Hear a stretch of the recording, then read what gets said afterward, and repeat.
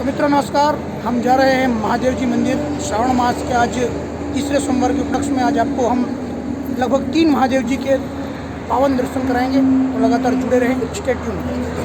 तो मित्रों, श्रावण के तीसरे सोमवार के उपलक्ष्य में भी हम यहाँ पर भोजन ग्रहण कर रहे हैं होटल बालाजी पर, और शीघ्र ही आपको हम लेकर चलेंगे महादेव जी के मंदिर। जुड़े रहें।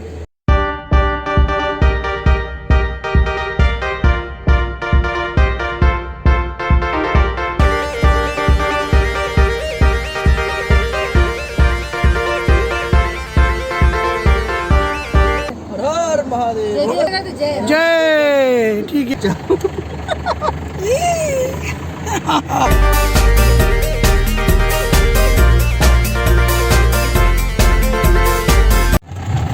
जय अमलेश्वर, जय अमलेश्वर महादेव जी।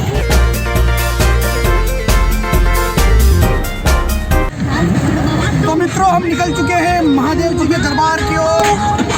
यात्रा प्रारंभ हो चुकी है। पीछे की तरफ महिला शक्ति विराजमान, साथ में भूमि, ये मम्मी माता जी, पीछे चाचू देखो डांस कर रही है, बहू डांस कर रहे हैं। जय शाबाश।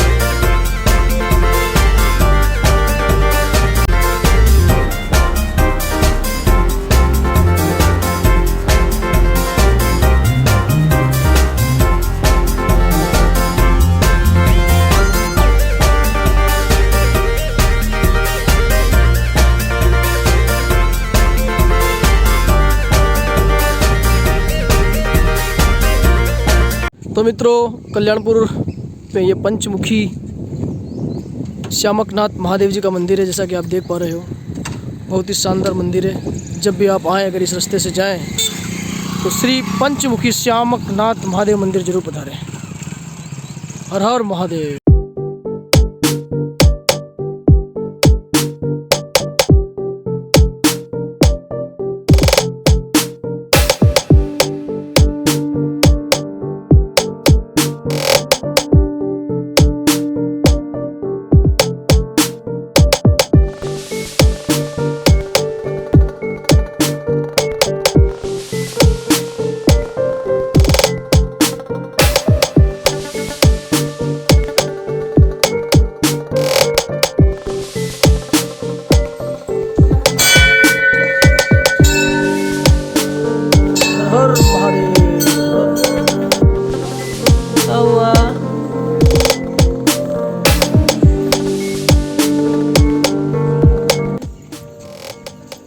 बहुत ही शानदार प्रांगण है यहाँ का।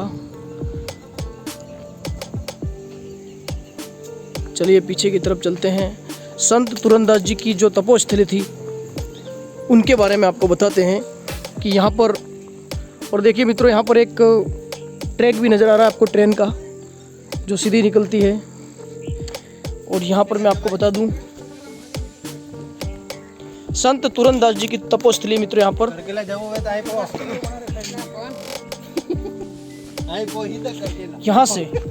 यहाँ से यदि आप देख पा रहे हो, तो संत तुरंदास जी की जो तपोस्थली है, यहाँ आपको मिलेगी। ये बहुत पुरानी है मित्रों, बहुत अच्छी लाइन लिखी हुई है कि करता करे न कर सके, शिव करे सो होए, 3 लोक 9 खंड में महाकाल से बड़ा न कोई। जय महाकाल।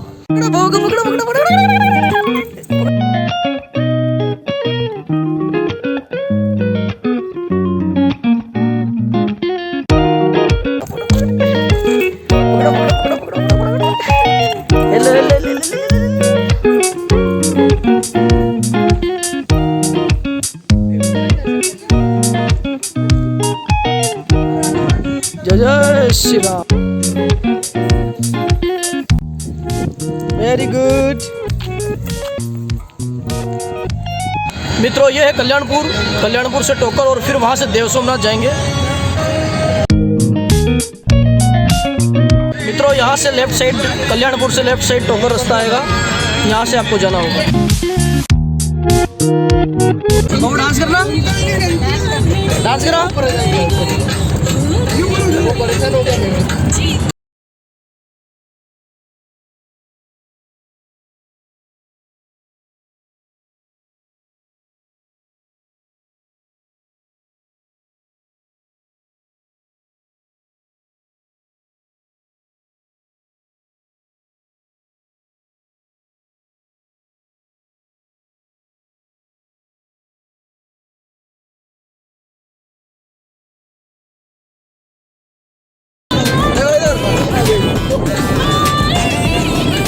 मित्रों ये टोकर आ चुके हैं और अब टोकर से जाएंगे हम देव सोमनाथ।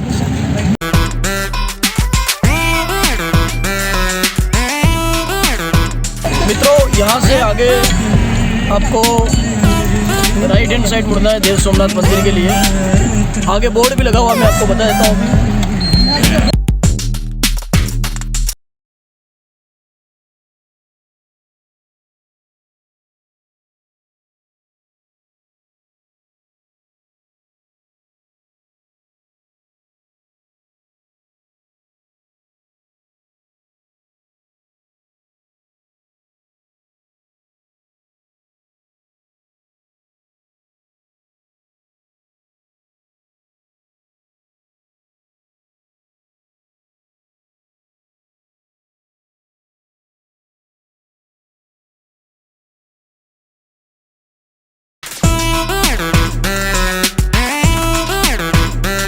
मित्रों मंजिल बिल्कुल नज़दीक है, आप देख पा रहे हो देव सोमनाथ जी का मंदिर और बहुत ही शानदार यहाँ पे ब्रिज के किनारे आपको नज़र आएगा। बिल्कुल आप सामने देख पा रहे हो देव सोमनाथ जी का मंदिर और ये बहुत ही शानदार ब्रिज। बारिश आ चुकी है तो काफ़ी पानी भी आपको नज़र आ रहा है। और फाइनली हमारी जो मंजिल है मित्रों, उस मंजिल पे हम लोग पहुँच चुके हैं और ये देव सोमनाथ जी का मंदिर, यहाँ पर अभी हम पहुँचेंगे। इंतज़ार की घड़ियाँ समाप्त होती है मित्रों, मंदिर के बिल्कुल नज़दीक आ चुके हैं। चलिए तो मित्रों देव सोमनाथ मंदिर आ चुके हैं।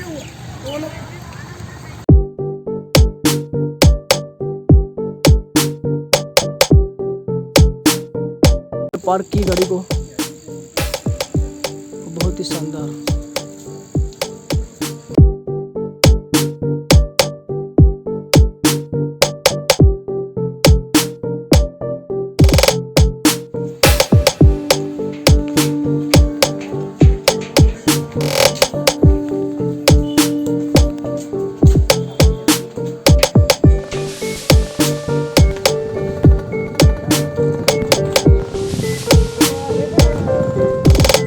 तो मित्रों फाइनली आ चुके हैं।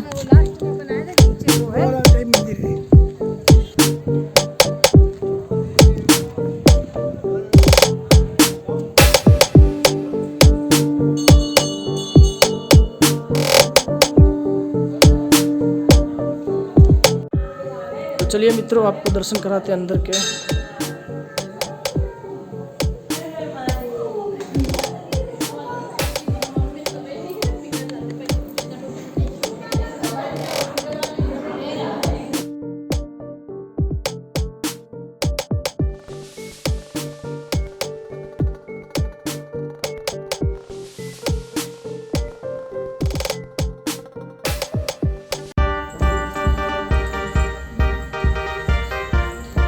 हर महादेव।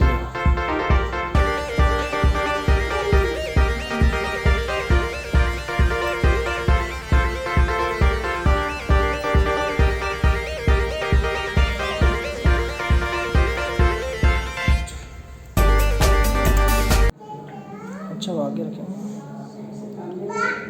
हाँ बेटा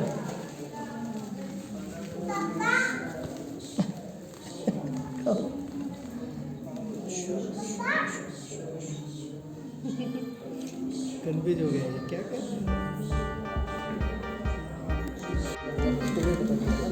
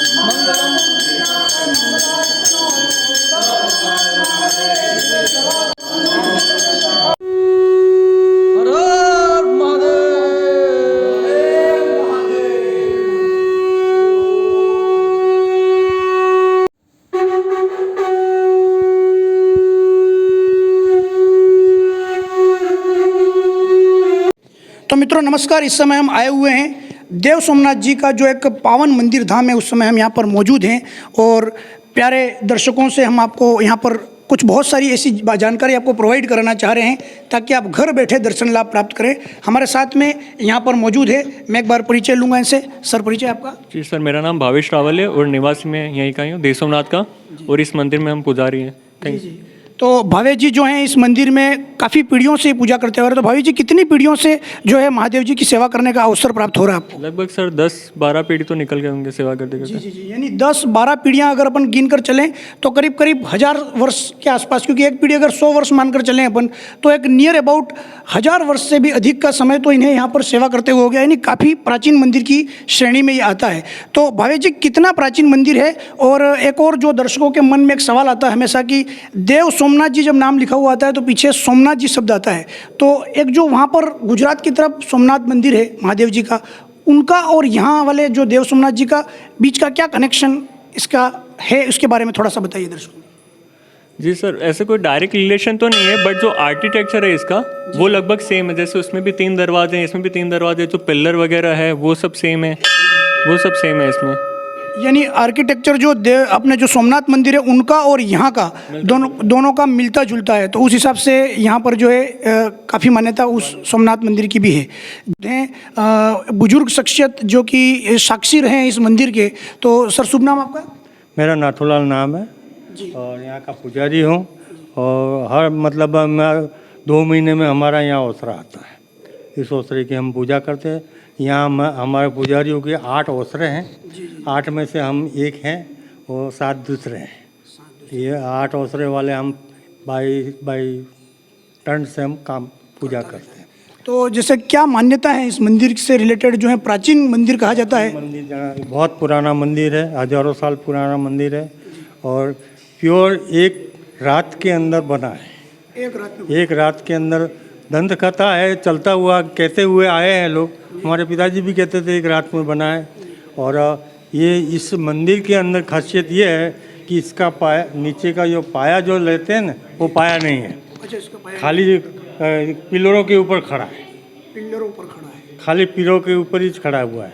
नीचे में देखोगे तो मिट्टी है इसके नीचे। मिट्टी। हाँ, तो मतलब जैसे उस समय ऐसी कोई मुसीबत आई थी कि इसको एक रात में बनाना पड़ा, या ऐसा क्या कहानी रही उसके पीछे की? वो उसके लिए तो क्या, एक कोई यहाँ महात्मा है, आप बात सुनने में आ रही है, एक अगर महात्मा ने आपको तपस्या की, तपस्या करके ये जो एरिया जो था बिल्कुल उज्जड़ था, मतलब यहाँ कोई बस्ती नहीं थी। अच्छा। कोई बच्चा भी नहीं रहता था, ये किसी का मकान भी नहीं था।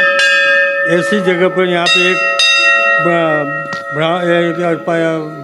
बाबा जी थे, उन्होंने तपस्या की और तपस्या करने के बाद में यहाँ पे प्रकट हुए भगवान। अच्छा। और स्वयं मंदिर पर प्रकट हुए, उसमें उन्होंने महात्मा ने मांगा कि क्या चाहिए तेरे को, क्यों इतनी तपस्या कर रहा है, तो मुझे आप यहाँ पधारना चाहिए और जो सोमनाथ का मंदिर या सोमनाथ प्रकट होने चाहिए। तो उसी समय देव सोमनाथ के नाम से मैं यहाँ आया हूँ और देव सोमनाथ के नाम से प्रकट रहूँगा। और यहाँ के पूरे एरिया की पूरी जवाबदारी मेरी रहेगी और यहाँ सब पूरी बस्ती नई होगी और इस प्रकार से लीला हम करेंगे यहाँ पे। तो लगभग कितने वर्ष प्राचीन ये मंदिर कहा जाएगा? क्योंकि जिस तरीके से आपने बताया महात्मा जी ने यहाँ तपस्या की, उसके बाद सोमनाथ जी यहाँ प्रकट हुए और मंदिर का निर्माण हुआ, तो करीब करीब कितने वर्ष पुरानी घटना है? करीब करीब 1200-1500 के करीब तो हमको मालूम है। इसके पहले क्या मालूम कब आया आपको? हाँ, बराबर, मतलब 12 पीढ़ी के आसपास तो आपकी हो गई, तो करीब करीब 1200 वर्ष तो अपन मान लें, 1500 वर्ष भी अपन कह सकते हैं। तो क्या कुछ चमत्कार यहाँ से रिलेटेड? चमत्कार तो ये है कि आप अपनी आत्मा से यहाँ पूजा करने आते हो, आत्मा से जो भी दिल में आपने चाहा कि मेरे को ये चाहिए भगवान, तो आपकी ज़रूर पूर्ण कामना पूरी कर देते हैं। लोगों की मनोकामना पूरी होती है, कहीं क्योंकि बच्चों नहीं होते, बच्चे वाले मांगते हैं कुछ, क्या मांगते हो, कुछ सबका काम होता है, किसी का काम ऐसा नहीं रहता। और यहाँ पे जो आदिवासी वगैरह इधर भाई हैं, उनकी चोरियाँ होती है या कुछ होता है, तो वो लोग सब पूरे एरिया के एरिया आते हैं और यहाँ केसर पीते हैं। यहाँ भगवान के नाम से हम केसर बना देते हैं और उसका पानी फिर हम लोगों को पिलाते हैं उनको। और फिर कहते हैं कि इसमें जो भी गुनहगार होगा उसको आप सजा देना, तो वो पता लग जाता है, पता लगता है सर। यानी मंदिर जो है एक ही रात में बना है। हाँ। और भगवान ने स्वयं इसका निर्माण कराया है, इसलिए आगे जो है देव नाम लग गया। हाँ। तो देव सोमनाथ, और सोमनाथ जी स्वयं प्रकट हुए। का मतलब ये है कि सोम नदी यहाँ से बह रही है, यहाँ से सोम नदी आ रही है, ये सोम नदी जा रही है। हाँ, ये सोम नदी के किनारे पे बसा, इसलिए सोमनाथ माना गया। अच्छा। देव और सोमनाथ मतलब यहाँ पे गांव का नाम भी देव सोमनाथ है और सोम नदी भी बह रही है और भगवान भी यहाँ प्रकट हुए हैं। अच्छा, तो ये जो मंदिर है प्रारंभ से जब से बना तब से ही जो ये स्तर है वो नीचे का ही है या बाद में इसका निर्माण कराया गया?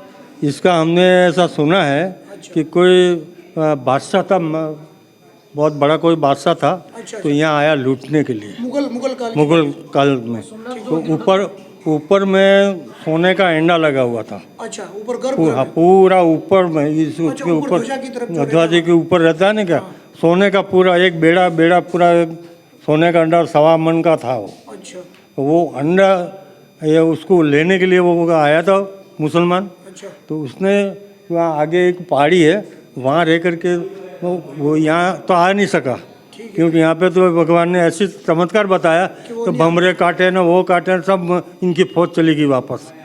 तो वहाँ से उसने तोप चलाई तो वो सोने का अंडा जो था वो नीचे गिरा और पीछे में एक बावड़ी है, उसके अंदर गया था, आज दिन तक नहीं मिला है। तो वो बावड़ी मौजूद है अभी पीछे की तरफ? अच्छा, उसमें पानी उसी का तो पानी चढ़ता है। उसी का पानी चढ़ता है। तो ये गर्भगृह तो जैसे ये जो नीचे ही है, हाँ, तो ये निचला स्तर तो प्रारंभ से ही है? उसको प्रारंभ से हम तो देख रहे हैं। मेरे की अब 80 साल की उम्र है, ये मैं तो ये ऐसा ही देख रहा हूँ। इसी प्रकार से मैं आगे भी होऊंगा, क्या मालूम कैसा था। हाँ, तो कुल मिलाकर के ये कह सकते हैं कि भगवान के द्वारा स्वयं निर्मित है ये मंदिर और हजारों वर्ष प्राचीन है। और इसका इतिहास मुगल काल से भी अपन जोड़कर देख सकते हैं, जब उन्होंने मंदिरों पर आक्रमण किया था, उसमें यहाँ आए थे। तो और कोई ऐसी खासियत जो मंदिर से रिलेटेड जो लोग नहीं जानते हो, दूर दराज के लोग जो है दर्शन के लिए आते हैं यहाँ पर, लेकिन हो सकता है ऐसी कोई बात जो आपको जानकारी में हो उनको नहीं हो? मेरी जानकारी में तो यही है, जो इनकी लोगों की मनोकामना पूरी करते हैं। आपकी इच्छा आई है कि मैं सोमनाथ में जाऊंगा और वहाँ से उनसे ये मांग के लाऊंगा कि मेरा ऐसा काम करना है, तो भगवान पूरा कर देता है। चलिए, बहुत बहुत धन्यवाद नाथूलाल जी सर को, धन्यवाद।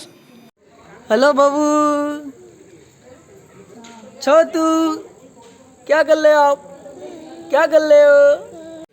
तो मित्रों, हमारे साथ में मौजूद हैं भावेश जी रावल, जो कि आपको यहाँ के जो मंदिर की आप आर्किटेक्चर देख सकते हैं मित्रों, कितना एक अद्भुत और कह सकते हैं एक रात में बनाया गया बिना नींव का इतना बेहतरीन कलाकृति। हजारों वर्ष पहले न कोई टेक्नोलॉजी न कोई किसी प्रकार के संसाधन मौजूद थे और एक रात में महादेव जी के चमत्कार से बना ये मंदिर है। तो क्या कुछ इसकी कहानी भी है, उससे भी रिलेटेड बात करेंगे और क्या आर्किटेक्चर के बारे में हम बातचीत करेंगे। जी भावेश जी बताएंगे आर्किटेक्चर के बारे में।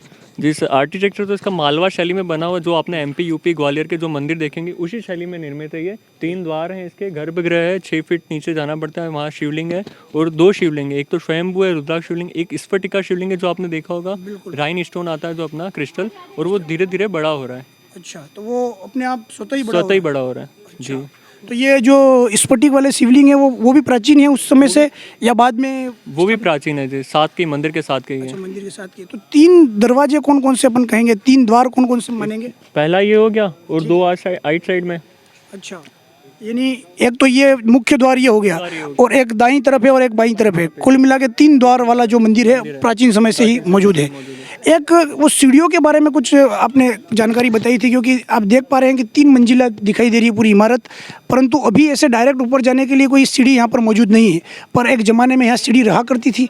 क्या कारण से हटी, उसके बारे में भी जानकारी जी। 1970 तक यहाँ पे सीढ़ी लगी हुई थी लकड़ी की ऊपर जाने के लिए, पर वो क्या हो गया कि पिलर वगैरह सब थोड़ा जर्जर भी हो रहा है मंदिर, और पुरातत्व विभाग में आता है ये मंदिर, तो कंस्ट्रक्शन का काम थोड़ा चल नहीं रहा, और देख सकते हो आप कितने पिलर वगैरह सब टूटे हुए हैं, छज्जे वज्जे गायब है, तो उस हिसाब से ही उसके सुरक्षा के लिए, सुरक्षा की दृष्टि से ऊपर जाने का बंद कर दिया। बाकी अंदर आपकी बनावट देख सकते हो, जैसे बाहर का जो आर्किटेक्चर है जिसमें कलाकृति दिख रही है, जो अंदर खाली पत्थर के ऊपर पत्थर जमे हुए, अंदर से देखोगे आप जो गुंबज में है तो वहाँ पत्थर ब्लॉक के ऊपर ब्लॉक है, वो आपको स्पष्ट वहाँ पे दिखेंगे, विदाउट कोई सीमेंट कोई चूना कुछ भी नहीं। अंदर कहीं कहीं तो अंदर होल भी है पत्थर के ऊपर जो जमे हुए हैं जिसमें पत्थर। अच्छा, यानी पत्थर पर पत्थर जमा कर बनाया गया। और सीढ़ी तो कहीं सुरक्षा की दृष्टि से, क्योंकि प्राचीन मंदिर है तो पुरातत्व विभाग ने इसको हटा दी। तो एक जैसे कि ये गर्भगृह के ऊपर का जहाँ पर ध्वजा फहराई जाती है, वहाँ का एक इतिहास बताया गया कि मुगल किसी आक्रांता ने यहाँ पर आक्रमण किया था, तो वो कुछ क्या कहानी थी? जैसे जी, मुगल आक्रांता जैसे अपने अर्थुना है पास में, वहाँ पे आए थे, तो यहाँ तक भी आए थे वो। तो यहाँ पे क्या सोने का कलश होता था ऊपर, तो उसमें आए थे, उन्होंने सोने का कलश लेने का ट्राई किया होगा, तो पर सोने का कलश पीछे बावड़ी में गिर गया, पीछे बावड़ी भी है उसमें गिर गया, और आज तक वो मिला नहीं है। तो वो बावड़ी आज भी मौजूद है। दर्शकों को दिखाएंगे बावड़ी के बारे में भी। तो हमारे साथ मौजूद थे भावेश जी। और कोई विशेष जानकारी आप देना चाह रहे हैं इसके मंदिर? जी, मंदिर मान्यता ये है कि एक रात में बना है, वो बिना नींव का मंदिर है, वो तो आप देख ही पा रहे होंगे। बिल्कुल नींव इसमें है ही नहीं, बिना डायरेक्ट फर्श पर बनाया गया मंदिर एक तरीके से। और जो आप मार्बल देख रहे हो लाल कलर का, ये मार्बल यहाँ मिलता भी नहीं है पास में। अब अगर उदयपुर जो बोलते हैं मार्बल की पूरी मंडी है, वहाँ पे चले जाओ, ग्रेनाइट मिल जाएगा आपको, ब्लैक मिल जाएगा आपको, ग्रीन मार्बल मिल जाएगा, कोटा स्टोन मिल जाएगा, पर आपको लाल पत्थर नहीं मिलेगा। पत्थर नहीं मिलेगा, ये सैंड स्टोन है। ये सैंड स्टोन है, यानी पत्थर भी यहाँ का नहीं है। और उस जमाने की बात है जब कोई संसाधन नहीं थे, कोई यातायात के साधन नहीं थे, बावजूद उसके मंदिर का निर्माण कराया गया। तो चमत्कार है ये भी। तो भक्तगण यहाँ पर मौजूद हैं महादेव जी के। आप कुछ इसके बारे में विशेष टिप्पणी करना चाहें सर? हाँ बस ये जो भाई साहब ने जो बात बताई वो बराबर है। वास्तविकता इसी हिसाब से ही पहले से पुराने लोग हैं, वो बूढ़े वैसे यही कह रहे हैं। अच्छा, यही मान्यता जो अभी उन्होंने बताई वो बराबर 100% सही है। रात में ऐसी घटी फरी गई ने कैसी बनतो। अच्छा, घटी भरी गई। हाँ, रात वाली उठी ने घटी हम घंटी फेरवे के वे घंटी फरी गई ने कैसी और बनता है। अच्छा, मतलब वो घटी नहीं घूमती तो मंदिर और बनता। और बनता। जी, मतलब ये मान्यता है कि जैसे पहले चक्की तो होती नहीं थी आटा पीसने के लिए, तो रोज का गेहूं रोज पीसते थे 4 बजे उठ के। जो घट्टी होती थी तो क्या होता था कि जो घट्टी की आवाज होती थी उससे लगता था कि सुबह हो गई है। अच्छा, आवाज तो उस रात में, एक रात में मंदिर बना, तो जितना काम हो गया, कुछ अंदर जो भगवान की मूर्ति स्थापित भी नहीं है, कुछ खोके अंदर खाली, आप देखा हो तो ऊपर साइड वहाँ पे कोई प्रतिमा स्थापित नहीं है। तो वो अधूरा काम जो रह गया वो रह ही गया है। अच्छा, यानी कि अगर वो घटी घूमती नहीं मतलब तो सवेरा हो गया सवेरा नहीं होता। यानी कि कहने का अर्थ अगर वो सवेरा नहीं होता, थोड़ा सा और समय मिलता तो वो मूर्तियां भी कंप्लीट हो जाती। तो जितना काम एक रात में हो पाया उतना काम हो गया, उसके अलावा जो अधूरा रह गया वो अधूरा ही है आज तक। ये मान्यता है, ये लोक मान्यता है। तो काफ़ी प्राचीन और चमत्कारिक मंदिर है। आइए हम बावड़ी के भी दर्शन लाभ आपको प्राप्त कराएंगे, जहाँ पर वो जो ऊपर से मुकुट है सोने का गिर कर बावड़ी के अंदर लुप्त हो गया था, तो उसकी भी स्टोरी हम जानेंगे। आइए चलो। आक्रमण सोमनाथ पर किया गया, उसका आक्रमण था जो कि उसने 1025 ईस्वी में किया था। ठीक है, वहाँ सुबुक्तगीन का पुत्र था जो कि गजनी प्रांत का शासक था। मोहम्मद गजनी ने भारत पर प्रथम आक्रमण पंजाब प्रांत के बाजौर व भैरा नामक स्थान पर 1000 व 1001 ईस्वी में किया था। इसके बाद वहाँ से उसने राजपूताने में प्रवेश लिया और यहाँ के कई राजाओं व अन्य शासकों को उसने पराजित किया। यहाँ मारवाड़ के प्रसिद्ध लोक देवता माने जाने वाले गोगाजी महाराज ने गजनवी को रोकने के कई प्रयास किए, अंततः उन्हें हार का सामना करना पड़ा। तत्पश्चात उसे गुमराह करने के लिए एक मंदिर का निर्माण करवाया गया जो कि राजस्थान के डूंगरपुर जिले के अंदर है। इस मंदिर का निर्माण 11वीं शताब्दी में माना जाता है। यह मंदिर मोहम्मद गजनवी को गुमराह करने के दृष्टिकोण से बनाया गया था, परंतु यहाँ के कुछ स्थानीय लोगों का मानना है कि मंदिर स्वतः ही जमीन से निकला हुआ है। यह कथन तथ्यात्मक नहीं है। गजनी यहाँ पर भी आया था, परंतु वह मंदिर के दृष्टिकोण को देखकर समझ गया कि यह उसे गुमराह करने के लिए बनाया गया है।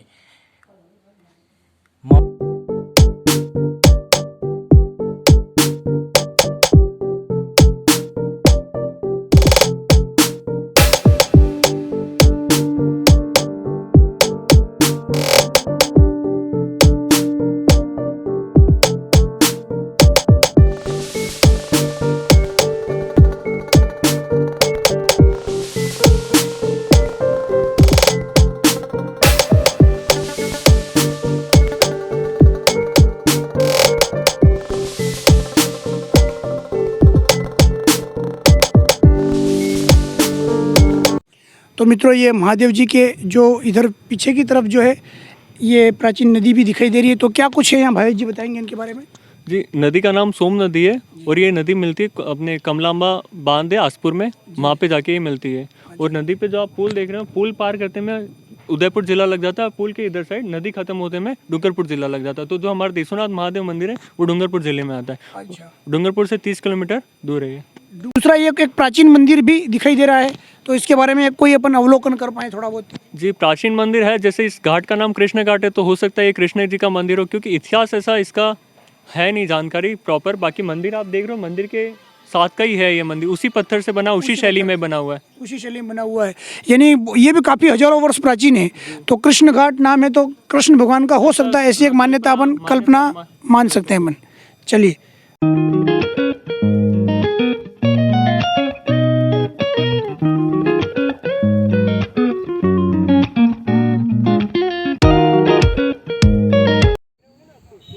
मित्रों देखिए ये पत्थर का दरवाज़ा है, शायद किसी वीडियो में आपको दिखाया नहीं होगा।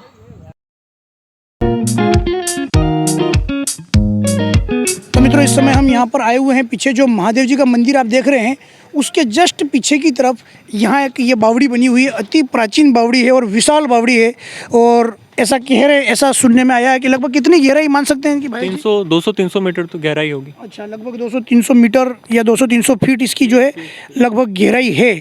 और वो मुकुट का जो था वो ये इसी के अंदर गिरा था जी, ऊपर वो कलश लगा चढ़ाया हुआ था सोने का, अंडे जैसी आकृति थी उसकी। तो जब आक्रमणकारी आए थे बाहर से, मुगल आक्रमणकारी आए थे, तो उस टाइम वो उनके जो तोप का गोला जो बाढ़ गिराने के लिए उन्होंने चढ़ाया, वो गिर के इस बावड़ी में नीचे गिरा। फिर उसके बाद वो अदृश्य हो गया, दिख ही नहीं रहा कहाँ गया। और बावड़ी भी भूल भुलैया जैसा अंदर है, तो किसी ने जाने का भी प्रयास किया ही नहीं अंदर। यानी एक भूल भुलैया तो अपन ऐसा मान सकते हैं कि अंदर ऐसा कोई रहस्यमयी रास्ते भी हो सकते हैं, कहीं जाने की गुफाएं भी अंदर की तरफ हो सकती है, परंतु ये बंद कर दिया। अच्छा, नदी से लेके अच्छा, नदी में एक मंदिर और है, बिल्कुल वो वहाँ हम देख गया, एक छोटा सा मंदिर। अच्छा, तो वो पूरी गुफा बनी हुई है अंदर।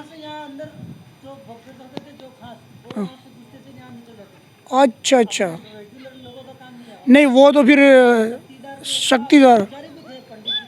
अच्छा अच्छा अच्छा, और इसके अंदर भी कहीं ना कहीं वो होगा, 4 रास्ते होंगे।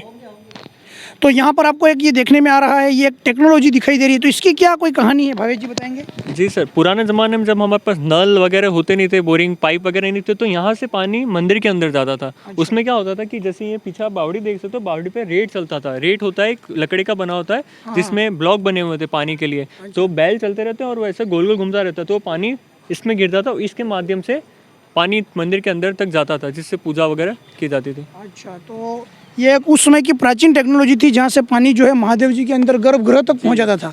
तो ये अपने आप में अद्भुत। और एक बैल के जो रड चलते थे उसका क्या इतिहास था?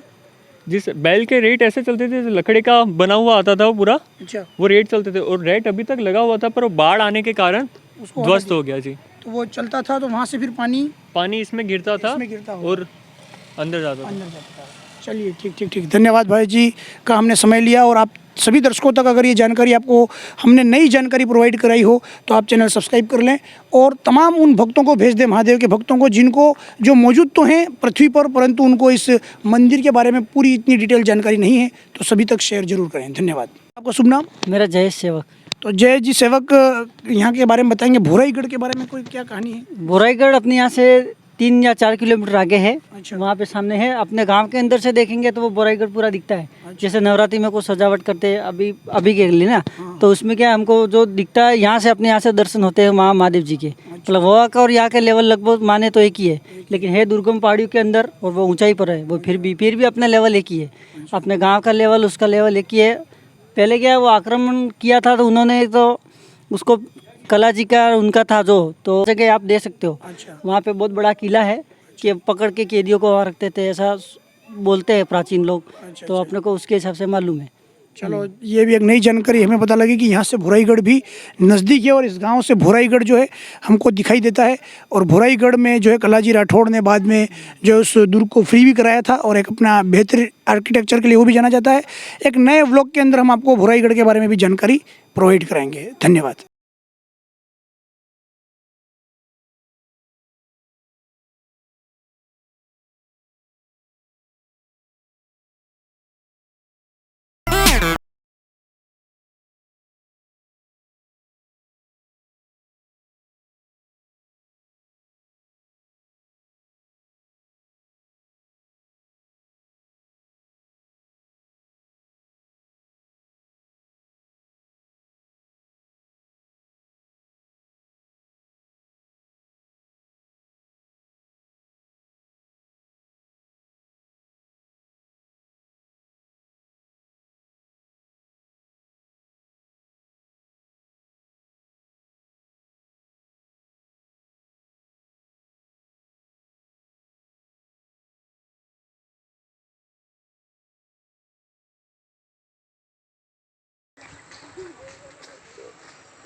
ये हमारी थार पर बैठे हनुमान जी के रूप बजरंगबली थार पर बैठे हुए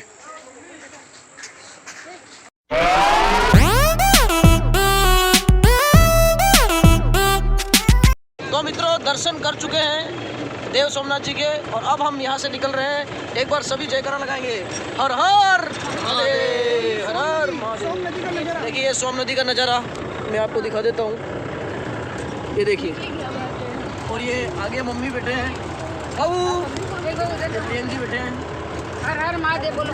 हर महादेव, हर हर महादेव महादेव ड्राइव कर रहे हैं अभी। देखो जय भैरव।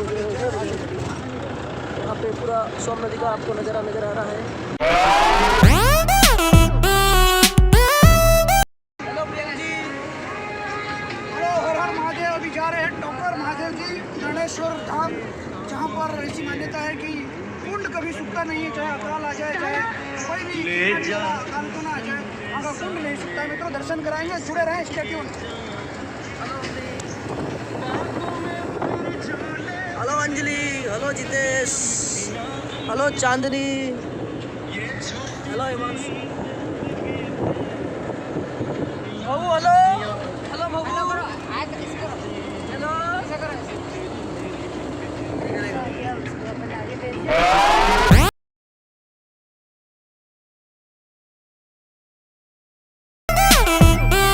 तो मित्रों नरनेश्वर दी महादेव जी जा रहे हैं, साथ में प्रियंका एक स्टूडेंट है।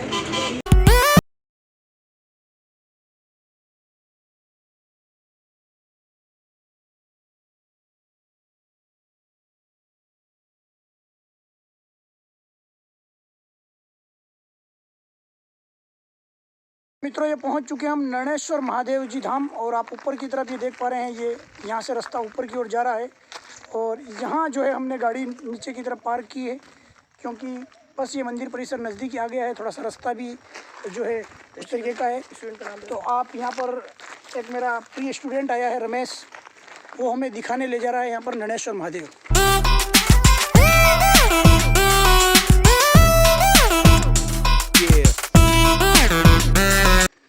तो ये है मित्रों नरनेश्वर महादेव धाम टोकर, और ये है हमारा प्रिय विद्यार्थी रमेश जो हमें दिखाने के लिए आया हुआ है।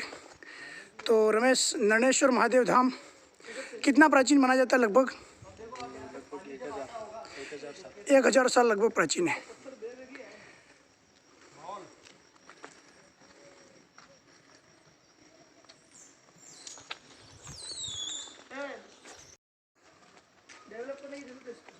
हनुमान जी के दूत यहाँ पर विराजमान है महादेव जी के पास में। लगभग जहाँ भी महादेव जी का मंदिर होता है, वहाँ हनुमान जी का मंदिर या में हनुमान जी के दूत जरूर होते हैं। मित्रों ये है अमरकुंड, आप देख सकते हैं, ये इधर ये महादेव जी का मंदिर है, और ये सीढ़ियों के पास इधर लेफ्ट साइड में अगर आप जब देखेंगे तो ये है अमर कुंड। ये कुंड की खासियत मित्रों ये है कि कभी भी, चाहे कितना भी अकाल का समय हो, गर्मी का समय हो, ये कुंड कभी नहीं सूखता है, यानी कि यहाँ से पानी लगातार निकलता है। जबकि इस मंदिर के आसपास ऐसा कोई क्षेत्र नहीं है पानी वाला जहाँ पर ऐसी आवश्यकता हो कि पानी निकले, तो स्वतः प्रकट होकर के पानी लगातार यहाँ से निकलता है।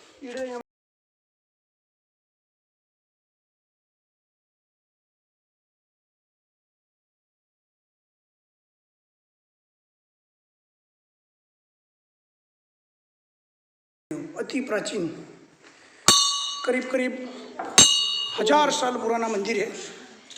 महादेव कृपा, साक्षात महादेव जी पहाड़ों के बीच में विराजमान।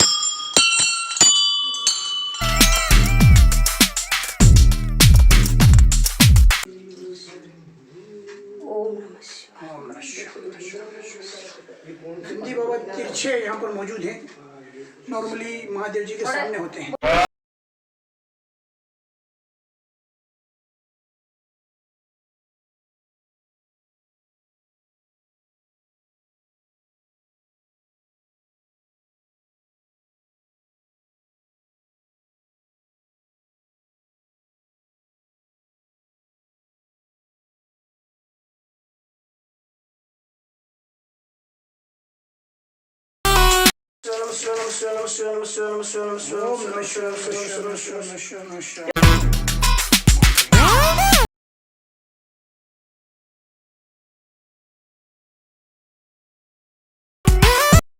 अति प्राचीन है, लेकिन जो ये परिसर है, परिसर का निर्माण 2005 में यहाँ पर संपन्न हुआ है। ये परिसर है, आप देख सकते हैं चारों तरफ का ये परिसर।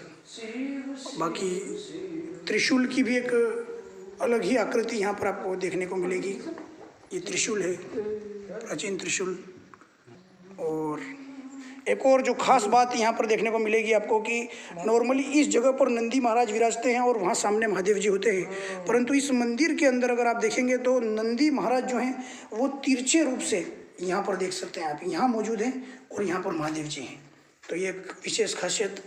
और दूसरी खासियत आप लोगों ने सुनी है कि यहाँ पर एक कुंड है, आप देख सकते हैं चारों तरफ से अरावली पर्वतमाला, आप देख सकते हैं चारों तरफ से बख्तरबंद मंदिर है। इधर भी अरावली पर्वतमाला है, तीनों दिशाओं में। जब बारिश आती होगी तो अरावली पर्वतमाला के बीच मौजूद है। 65 दिन पानी चालू रहता है। 365 दिन पानी चालू यहाँ रहता पर है। ये भी माना जाता है कि यहाँ ऊपर महाराणा प्रताप की गद्दी भी रही है। गद्दी भी रही है, तो वो भी अभी अपन काफ़ी वर्षों से, तो कहीं ना कहीं मित्रों हम कह सकते हैं महाराणा प्रताप के टाइम पर शायद इस मंदिर की यहाँ पर कह सकते हैं कि नींव रखी गई होगी और उनके हाथों से, उनके कर कमलों से यहाँ पर, क्योंकि अरावली के बीच में काफ़ी संघर्ष रहा है महाराणा जी प्रताप का। और ऊपर की तरफ कहीं कुर्सी भी है उनकी जहाँ पर वो दरबार लगाया करते थे। आइए देखते हैं।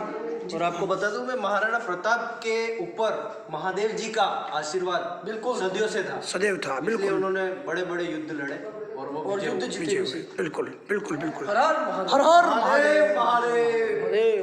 रामेश्वर महादेव जी की हर हर महादेव महादेव महादेव महादेव जय हो। अंडरग्राउंड पेटी है यहाँ पर, आप देख सकते हैं। फर्श के समकक्ष अक्षय पात्र है। अक्षय पात्र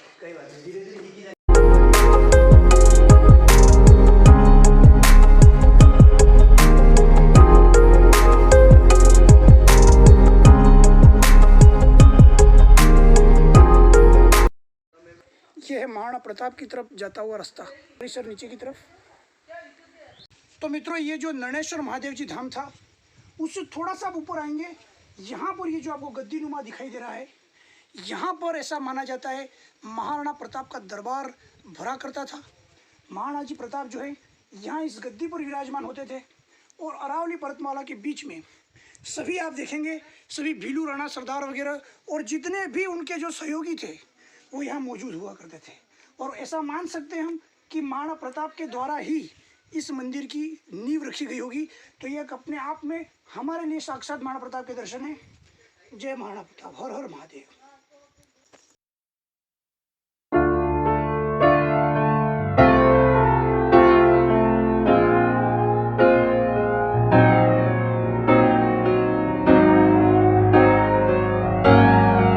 महल टाइप बनाया होगा इन्होंने। ये महल टाइप बना रखा है, इसके ऊपर कारीगरी करी हुई दिखाई दे रही और है। इधर पत्थर प्लेन भी दिख रहे हैं। गद्दी की है और ये गद्दी, ये और ये वाली गद्दी है। और आप देखो देखो इस तरफ से आप देखो, यहाँ भी अरावली पर्वतमाला चारों तरफ से प्राकृतिक रूप से रक्षा कर रहे देखिए भैया, हैं। और यहाँ भी अरावली पर्वतमाला है, गोल गोल पूरे बना रखा है, देखो गोल गोल। और इधर ये नीचे महादेव जी इनके माध्यम से उन्होंने स्थापना की। और यहाँ जब बैठते होंगे तो लगता हो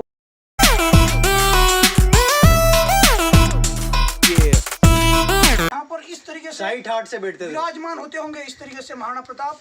तो मित्रों एक अलग अनुभूति हो रही है। मेवाड़ के महाराणा इस अरावली पर्वतमाला के बीच में जब यहाँ विराजमान होते थे और प्रकृति की गोद में प्रकृति खुद उनकी रक्षा कर रही होती थी और काफी जो सरदार है वो यहाँ बैठे हुए होते थे। तो आप देख सकते हैं पूरा मेवाड़ मित्रों इस जगह से चला करता होगा। आप विचार कर सकते हैं मित्रों कि चित्तौड़ के अंदर के रहने वाले राजा, जो चित्तौड़ के दरबार में रहने वाले महाराणा प्रताप जब इस पत्थर के ऊपर बैठकर पूरे मेवाड़ की गद्दी को चला रहे होंगे तो मित्रों क्या अनुभव रहा होगा। तो उन महाराणा प्रताप की जय जयकार करनी बनती है।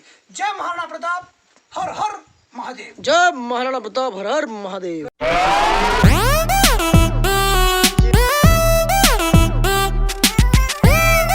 मित्रों महाराणा प्रताप के इस स्थल पर आकर रोंगटे खड़े हो रहे हैं मित्रों। मैं कह सकता हूँ गूज बम्स हो रहा है, यहाँ पर रोंगटे खड़े हो रहे हैं क्योंकि ये वो क्षेत्र रहा है जहाँ पर मेवाड़ के महाराणा मित्रों बैठा करते थे और यहाँ से पूरा के पूरा शासन चलाया करते थे।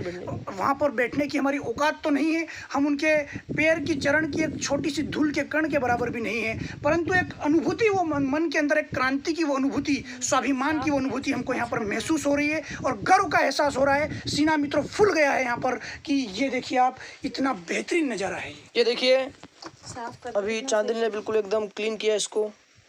ये महाराणा प्रताप की कभी गद्दी हुआ करती थी मित्रों, हजारों साल पहले की।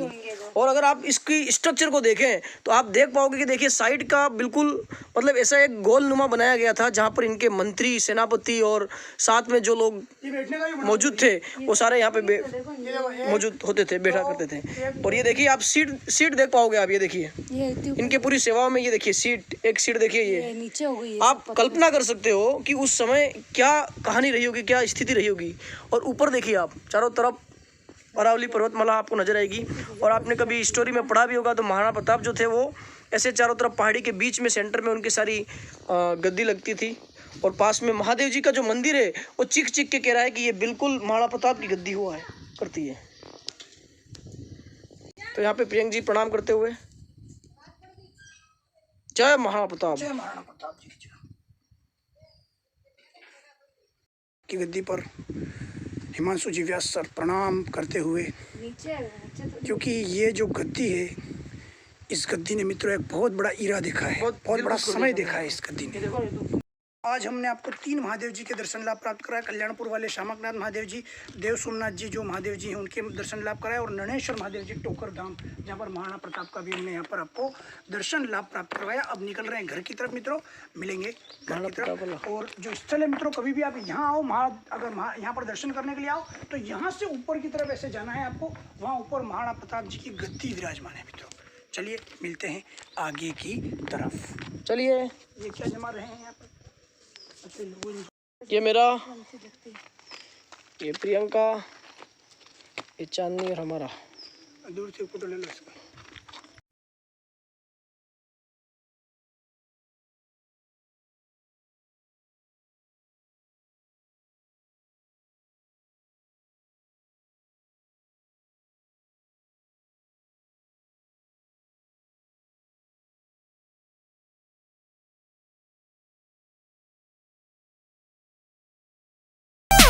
तो मित्रों बस घर की तरफ आ चुके हैं, लोग को ही समाप्त करेंगे। मिलते हैं अगले सोमवार, श्रावण के 14 सोमवार में किसी नए मंदिर में। तब तक नमस्कार, जय हिंद, वंदे मातरम, भारत माता की जय। वीडियो को अधिक से अधिक लोगों तक शेयर कर दें और सब्सक्राइब कर दें।